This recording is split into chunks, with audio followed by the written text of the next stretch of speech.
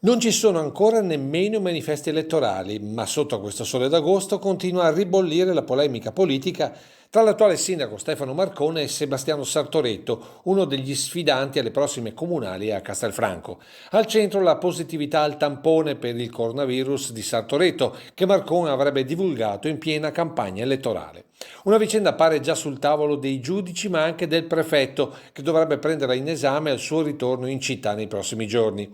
Contrasti tra Marcone e Sartoretto che vengono giudicati inutili dagli altri tre candidati in gara per la guida della città. Ritengo sbagliate le posizioni di entrambi perché il sindaco non può dare dati sensibili ai giornali soprattutto, mentre il candidato sindaco Sartoretto avrebbe dovuto dire subito a tutti della sua positività. Questa è una polemica che non ci include, non ci interessa, per noi è importante rimanere sui temi. Se fossi stata ancora sindaco, la prima cosa che avrei fatto sarebbe stato prendere il telefono e chiamare Sartoretto, chiedere come sta, capire qual era la situazione prima di prendere qualsiasi altra iniziativa.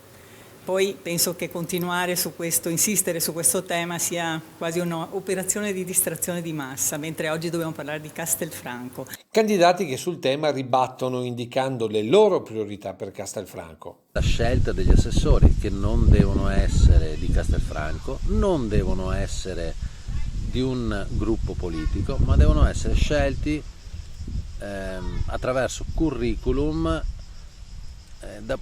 scegliendo professionisti esterni. Un altro punto importante è quello del question time, cioè portare proposte direttamente in consiglio comunale da parte dei cittadini. È importante che si ricordino gli strumenti amministrativi che possono essere introdotti in consiglio. Il tema ambientale non rimanga un'intenzione, ma si trovino veramente gli strumenti per attuarlo. A oggi tante segnalazioni arrivano ancora quotidianamente, anche a me, sul tema ospedale. Ci sono dei disagi che i cittadini subiscono, dobbiamo affrontarli e risolverli.